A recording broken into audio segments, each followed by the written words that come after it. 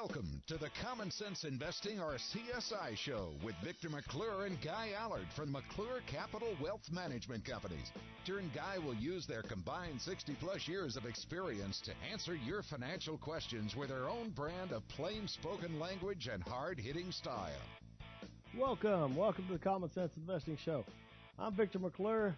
And I'm Guy Allard. There you go. We're glad to hear you. This is our first show. In the digital realm. That's right, in the digital realm. I've come kicking and screaming. It is very difficult. We were on KRLD for, 20-something years. And I'm kind of an old soul. I still get the newspaper every day. I have to hold it. I can't read it digitally. I've got to hold the paper. That's my thing. Take it with you. Fold it up. That's right. Even though I don't ever take it with me.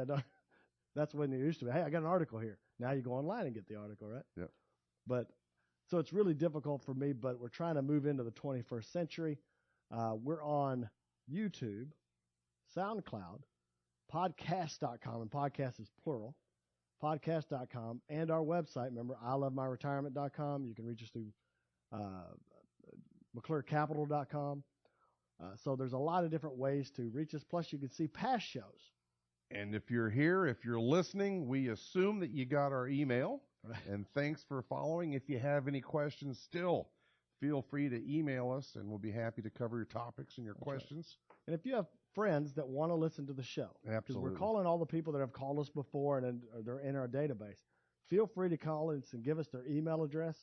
Our number at the office is 972-715-2424.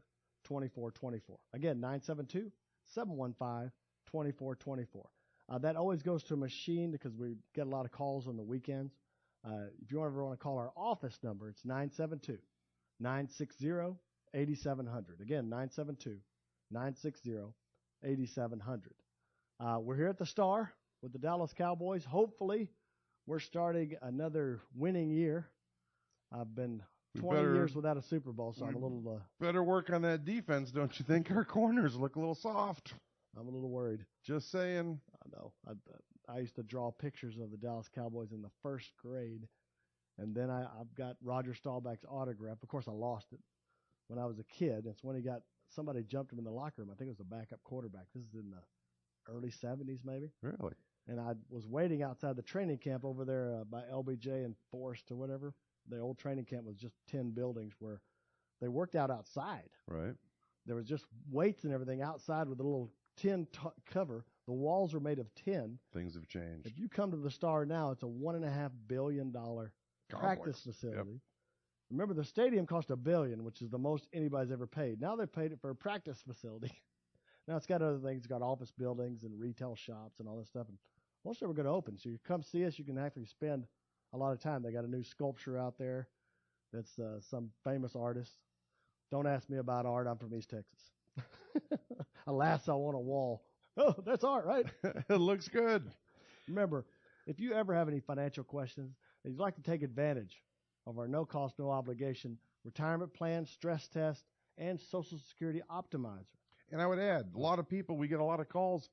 If you're not sure on your not your Social Security, if you're not sure on your 401k allocations and you're getting close to retirement, and you want to make sure that some of it's protected or at least not overlapping and it's effective and efficient, right currently where it is at work, call us. We'll be happy to help you with that. Yeah, that's 972-715-2424. Or you can always go to our website, ilovemyretirement.com. Remember our philosophy here at McClure Capital. It's been the same philosophy for 30 years. We believe that if you have $10,000 a month in bills, whatever that number is, you take your Social Security, take any pensions, whatever shortfall, you guarantee that shortfall. So no matter what the stock market does or what interest rates do, for your entire retirement, your bills will always be paid. Then once they're paid, I can't think of anything better than the stock market. You're going to have your reserve account in cash. You got to have cash and all that kind of stuff. But the stock market, once the bills are paid, that's a key. And it's the only thing that's beating inflation long term. And to be real clear, that philosophy is based on Victor's 30 years plus and my 30 years plus in the industry. And what that's taught us and what we like to share with our listeners is once that you've gotten those bills taken care of, you need 10,000, you've got 5 or 6 coming from Social Security, and pensions and different things, and you need an additional 4 or 5,000, and you get those handled with something that's guaranteed, whatever is best, effective, and efficient at that time. Your 10,000 is handled, it's guaranteed, it's not going to change. What that does is it relieves the burden on your other monies, on your stock money, on your other investments. You may have real estate, you may have rentals. At times go up and times go down. They will perform better. It will actually help enhance those returns if they're not burdened with having to pay your bills every single month. Victor and I have talked about it many times. If you're paying those monthly bills with a fluctuating asset, stock market's a fluctuating asset. We've talked about averages. It averages X amount per year. Those averages are only real numbers if you're not withdrawing when it's up and withdrawing when it's down. It's like oil and water. Those two things, paying those bills with a fluctuating asset, can't emphasize this enough. That doesn't work. The only people that tell you to do that are the people that basically sell a managed program or a stock program. They said everything should be in stock. We love stocks. Yep. We manage money at Fidelity and have for a long time. But the only people tell you that, if you go to all the Harvard economics professors, all that kind of stuff, they all say just the opposite. Never pay bills with a fluctuating asset. A CD is actually a better way to pay bills. They just don't pay anything. We looked up CDs. What was the national average? Oh, my goodness. And the only ones that paid anything were all internet banks, the large banks, Bank of America, etc. They wouldn't even pay a premium for a jumbo CD anymore. I think the average was 0.85 for a 5-year CD. And 1.6 if you throw in the internet banks, right? That's right. And yeah, that's for 5 years, no matter how much you give them. I'm still a little leery of internet banks, but CD rates. I read an article that said, why do banks pay so little? The big banks. You talk about the big banks, they're paying nothing. They don't want your money. They don't want the money. They do not want the money. They make so much money on loans and everything else that they do not want this money. And if they did, they'd sure pay you more than 0.3 on a 5-year CD. And I don't care how good your credit rating is, your credit cards, if you carry a balance, I'm very fortunate. I don't carry balances ever, but if you carry a balance, no matter how good your credit rating is, they charge you somewhere between 15 and 20%. Oh, and the thing about it, that's why the banks are part of my axis of evil. Absolutely. Right? Who includes my axis of evil? And growing. Banks, because they charge 20-something% of the credit card, give you 0.1 on savings, and then they don't let you talk to people anymore, and you got to pay to talk to people. It's just everything's gone internet. Try to go wait on a bank line right now. I was going to say, try to go into an office. I know. The airlines, because they kept raising the price. A regular seat, they made them smaller and smaller. Now that you get a room where you got a quarter of an inch of knee room, that's an expanded seat. That's extra money. I went into a bank in Hickory Creek, Texas, where I live, to get something notarized for my mom. Guess what? They don't have a notary anymore. She's not at this branch. What? Remember, you could get your notary done, and they wouldn't charge you if you were a good customer. No, now you better be a client, and you better go to the right bank. What happened to customer service? That's all I'm saying. So, and remember the electric companies, their power companies, they started raising rates because they said we're tied to natural gas, and natural gas prices go up, we have to go up. It's just natural. What happened? Yeah, natural gas prices have been down for 10 years. Yeah. They haven't lowered rate once. They just keep raising it. So they're part of my axis of evil, too. There you go. Have you banned them? They're banned. You can't ban them, though, right? No, you need them. No. You still have to deal with them. Like I said, somebody tie up my money for 5 years and pay me less than 1%. It makes me angry. I remember, like I said, I had the Dallas Morning News. And a few years ago, they tried this. They said, we're losing publication. We're losing a lot of subscribers. So we're going to double your price for your paper. I go, that is the dumbest marketing strategy I've ever heard of. Think about it. I don't care what you own, what business you're in. Let's say I had a hot dog stand, and I'm charging $5 for a hot dog. Well, these hot dogs aren't selling. So know what we do? We're going to charge $10 for the hot dog. Trust me, if the people won't buy it at $5, they surely won't buy it at $10. You had to fight them just to not get a raise, and that might have been part of their strategy too. Fight them not to get an increase in your paper price. And I will mention this briefly as a shameless plug. I do have a client that works for a bank here local. It's a $5 billion bank. That's a good bank, by the way. Which is a moderate size. But they are looking for deposits, and they will pay 1.25% on a money market. And as long as you stay within the FDIC insurance limits, it's a pretty good deal if you're not doing that. Well, let's talk about target date funds. Target date funds, I'm pretty sure were developed by Fidelity. The first one, I believe, was Fidelity 2010. It wasn't Bogle? No. They have them, though. Now everyone has them. I haven't seen a 401k without a target date fund. In other words, absolutely, it can be called Retirement 2030. Retirement lifestyle funds, lifestyle this, lifestyle that. They name them well. Okay. Well, those are the most popular, and they're becoming the default mechanism of a 401k if you don't know what to put in. We've always been against target date funds. Not because in theory, they actually sound pretty good. In other words, it's a great theory. It's going to be when I'm younger, it's going to be more stocks, taking more risk. As I get older, it's going to lower my risk. And then right before I retire, it should be mostly safe. And so that way I don't lose anything right before I retire. In theory, they seem awesome. But like many of our politicians, they don't keep their promises. That's all I'm saying. What happens with these things, if you go back to 2008 when the market crashed, it actually lost about 30-something% in 2008, but It started in 2007 all the way into 2009, so it's actually 55% high to low. If you take that time, the average target date fund, which was 2010, the Fidelity 2010, all those, 2 years lost an average of 46%. 2 years from retirement. Like a year and a half, right? Well, yeah. Really close. So wait a minute. You guys are supposed to get me safe right before I retire, and I got a year and a half. I just lost half my money. The reason they lost that much, not because they didn't want to do the right thing or they didn't think they were doing the right thing, they have to compete with one another. And what happens? Think about what CDs have paid the last 20 years. It's terrible, right? So they got part of your money and they do bonds instead of CDs.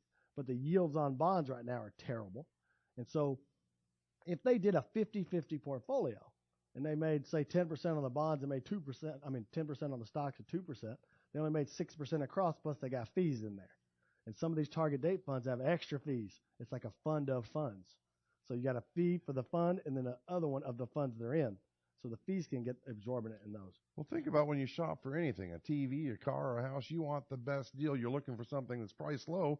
What do you do when you're shopping for funds? You want the best performers. And like Victor's saying, they're competing with other funds. And if the other funds are a little bit more aggressive than they should be, in a good market scenario, environment, they're getting better rates of return. So which one are you going to pick? Well, let's think if you've got, let's say, we're just picking on them. They're all the same. But right, a Vanguard fund versus a Fidelity versus a T. Rowe Price, whatever it is, they're all the 2020 fund or whatever. Let's say one of them has 80% stocks, one of them has 50, one has 30. Well, people don't think about that kind of stuff. They don't dig into the allocation of the mutual fund that they're about to buy in their 401k. All they say is, hey, this one made 8%. This made 4, this made 2. Well, I'm not buying those at all. No, I don't want a 2%. I'm buying the 8. So they always buy the one that's produced the most. And the people that run these funds know that.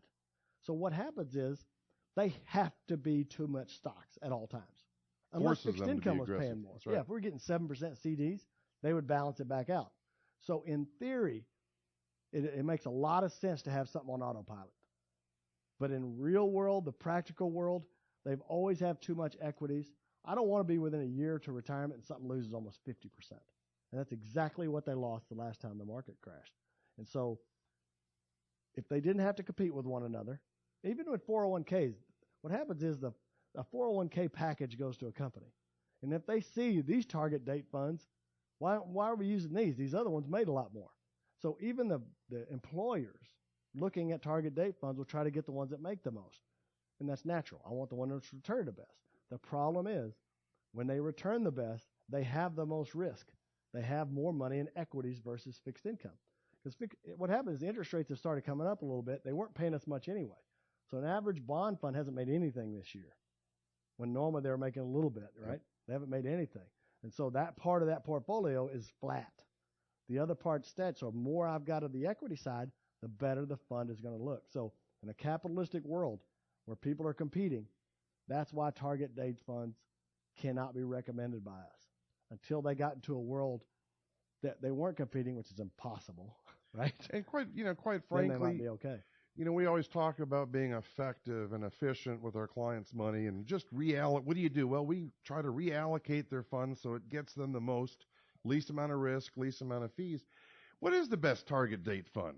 You know, you take X amount perhaps and you do it in a good S&P or a good managed program, and you be your own target date fund. That's right. You do like we were talking about, and you take X amount, you take care of that income. You know, you take X amount and you've got X amount in real estate. Maybe you've got some precious, whatever it is, you become your own target date fund. Who can you count on? Yourself. You're not counting on something that has to sell to the public. Because if they have to sell to the public, that's their main interest. And fiduciary is just that. You're supposed to look out for your clients, right? And a mutual fund manager does not have a fiduciary responsibility on your account. So they don't have to do any of that stuff. Now, the advisor that's giving it to us, but most of these target date funds are in 401ks. Yep. And that's what most people buy them from, which you don't have an advisor in a 401k. If you do, it's very rare. And usually they're more expensive when you do. So people won't choose those. But people don't explain this stuff to anybody. In other words, you got a prospectus that's as thick as your arm. And no one's reading Nobody's reading that. Talks about the fees. The fund of funds have a lot of fees because they're a mutual fund that collects mutual funds. And the darn things, if you read them, basically say there can be conflicts of interest. There may be this, there may be that. If you really went through it, there'd be no way in the world. And what they're doing is they're not picking the best funds in there. They're picking their proprietary funds. Well, there's another story there. That's things that we do at McClure Capital. We don't have proprietary funds. If Fidelity's got the best deal, that's what we're looking at. If Merrill has the best, we're looking at them. We look at the best products for the customer. We have no proprietary. There are no restrictions. There's only a couple times, to be honest with you, there's only a couple times where a proprietary product is even decent. I think you won. Usually when they private label it, this is a bank of so-and-so private fund, Yep. It's terrible. Because what the fund manager would do is he wants the most exposure. So he's going to put that thing out everywhere. When they private label it, they're throwing more fees in there is what's typically happening. And because he can't compete with the rest of the market. And even though we're a boutique firm and we're not handcuffed and we don't work for a large firm where we have Monday morning meetings and they tell us why their proprietary products are so good, we deal with wholesalers. We shop the complete market, whatever. If you're looking for income, if you're looking for money managers, bonds, CDs, whatever, we shop everything. And we have wholesalers that come and they show us their wares. And they have proprietary products. And they always try to show us why we should be promoting that product. Well, the truth be known, it doesn't produce as much income for our clients or as much growth as some of the non-proprietary. Now, it will pay us more, but that's not what we do. Right. You can't, like I said, the amount we make or the fund company makes should be irrelevant in your decision. Fiduciary. But it should be relevant in your decision. In other words, if if too much is coming out, that's where half the return is right there. Remember, the market has made 4.06% from the beginning of 2000 to the end of 2016. This year, it's made about 10 so far. When you add that in, it's like 4.17 or it's not much over. But that's what the market's made. Some of these funds, you're paying 2 or 3% fees. And I will add, we keep talking about fixed income. Victor mentioned earlier, if you're using a CD for income, it works fine, right? You have $1 million in, it's paying you 2%, not much, so $20,000 a year. You can spend $20,000 a year, and you still have $1 million there. Much like that, when you get to fixed income versus the market fluctuation, you just got to be careful. Well, think about when you're taking money out of something. You got to make up the loss to get your principal back where it was, the loss of the market, and the money you're taking out. At least with a non-fluctuating principal asset, you only have to make up the amount you withdrew. The mathematics of investing escapes most advisors, much less. We did an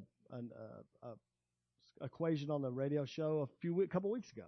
We said if the market went down 50%, right, like it has twice in the last 17 years, and you made 20% 3 years in a row, and you were taking out, say, 5% to live on, you only have 60% of your money. And that was 3 up years of 20% in a row. That's how bad it is when you lose a big number. Right. That's why you can't pay your bills. I had another one. They showed me this analysis. Client came in this Friday or Thursday, and it showed me an analysis, and I'm like, oh my gosh, they're saying your $300,000 is going to be worth $2 million. That's pretty good. And I said, what's it based on? All they did is based on average market returns. Average, like stocks make 10% over 100 years when they've only made 4% for the last 17 years. The average person has made 2. Average money manager about 2.25. When they put on there 10% a year for. I could have told you before you came in this office. If you make 10% a year till you die, you're fine. And like we were talking about with returns, when you're shopping returns, which is only human nature, you can shop the greatest returns and feel comfortable with it when it's a fixed investment. You want to look for the highest. It's guaranteed. That's a good number. When you're looking at managed money and mutual funds, you can't shop the highest return because usually that's not the best deal long term. Everybody does dividend. They think dividend stocks. So what happens is if dividends can go down, it will. Right. All right. The price you put, it's not fixed income. It's a hybrid. So what happens is the stock price can go down and the dividend goes away because half the people are only buying that stock for the good dividend. And remember who was paying the best dividends a few years ago? Oil companies. Oil companies, absolutely. They just crashed and burned, right? So the ones paying the best dividends usually aren't the best. You go to the S&P 500, that's okay, but the dividends are about what, 1.8%, maybe 2%. And make it real. Let's say you had an oil company stock that was paying you $3,000 a month, $36,000 a year income. That's what you needed to bridge the gap. You're feeling good. You had, just pick an arbitrary number, a couple $100,000 worth of the stock, and all of a sudden that $33,000 or $36,000 a year drops down to about $7,000. Well, what do? Well, you can't really reallocate the funds because your couple $100,000 is probably $120,000. So you have less money to generate more income. It really becomes a death spiral. Remember, strictly for income. We've been on the air for a long time. I'm not used to not having breaks. And so we got to remember, if you have any questions, that's right. You'd like to take advantage of our no-cost, no-obligation retirement plan, retirement stress test, a Social Security optimizer, any of these no-cost, no-obligation services, we're here for you. Help with your 401k. 972-715-2424. Again, 972-715-2424. You can always go to our website, ilovemyretirement.com. That website also has some resources that change new white papers. You can listen to our old shows. And new shows. Missed any shows, right? And you can even see a picture of my dad on there. Go ahead. It's funny. We used to do an hour show on KRLD, and you'd have about 8 to 12-minute segments, and then they would come in on the 8s and give you weather and give you news, and you'd get a chance to collect your thoughts, and you'd get a breath.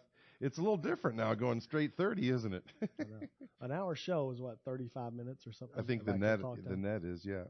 All right, let's talk about our last topic today. It's required minimum distributions. RMDs. They're called RMDs. Now, some companies, be careful, call them MRDs, minimum required distribution. It's the exact same thing. I've seen it, yep. What it means is 70 and a half. Once you turn 70 and a half, you are going to have to take money out of your retirement accounts, whether you want to or not. And if you don't, it's a 50% penalty. Not 15, 50% penalty. That's right. If you should have taken out 20 grand, they're going to penalize you another 10. So you got to be really, really careful with that. It's ugly. And there's a lot of rules that catch people all the time they didn't realize. The only exception to not having to take out RMDs out of a retirement account, it's April 1st, the year after you turn, or March 1st, one of the year after you turn 70 and a half is when you have to take it. But that year you're going to have to take it twice because you have to take it by December 31st again. So some people go ahead and start it the year they turn 70 and a half, start it that year, and that way it's just every year. Turn it on.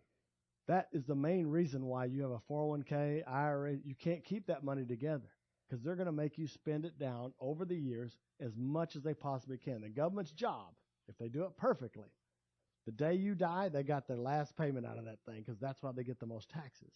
When you send it down to your kids, the kids have a different required minimum distribution. It's going to be based on their life expectancy, which is theoretically longer.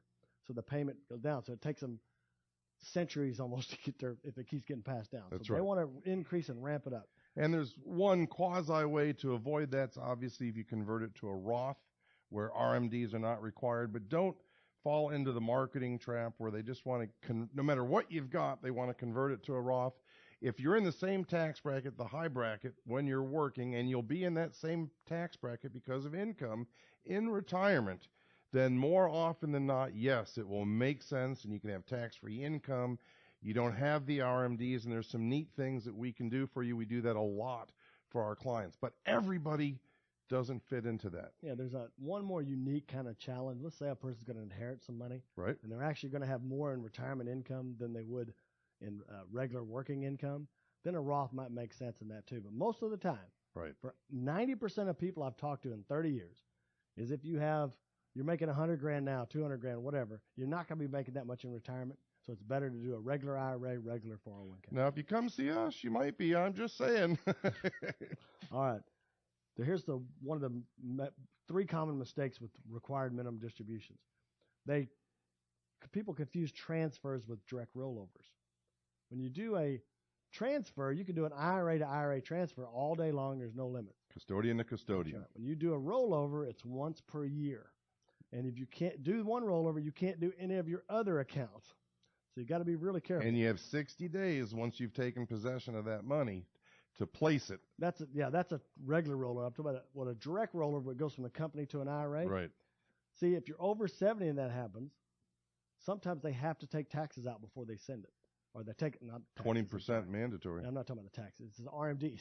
Oh. Before the trustee sends it, they got to make sure they've taken out RMDs.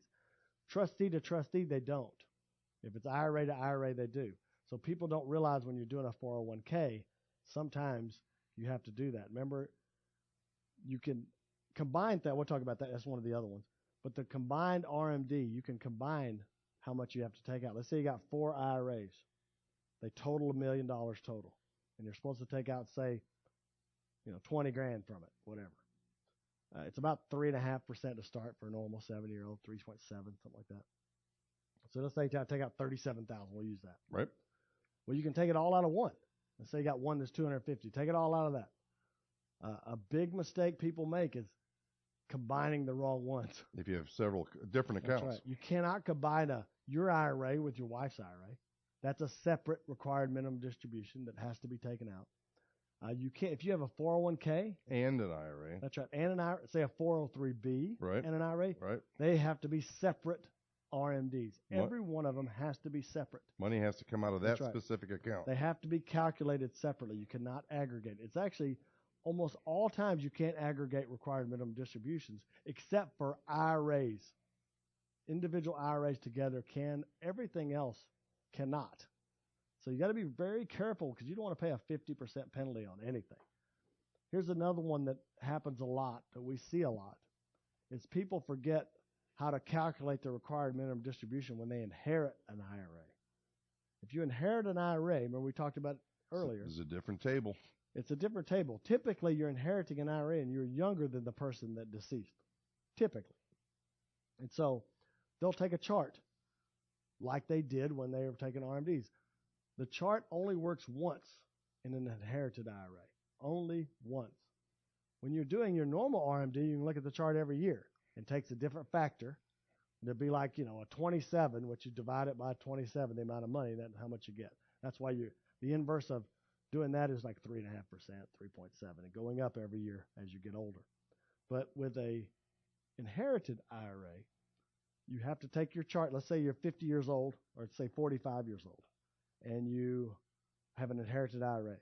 Well, that year it's 38.8 is the factor. So the point there, if you didn't catch it, other than a spouse, if you're 45, you're starting your RMDs. You're not waiting to 70 and a half. You have to. Or what happens? 50% penalty. Ouch. So, but the next year, you don't look back at the chart. The next year, when you're 46, it says 37.9% should be taken out. Well, that's not true. All you do is take the first year and then subtract 1 every single year. So it'd actually be 38.8.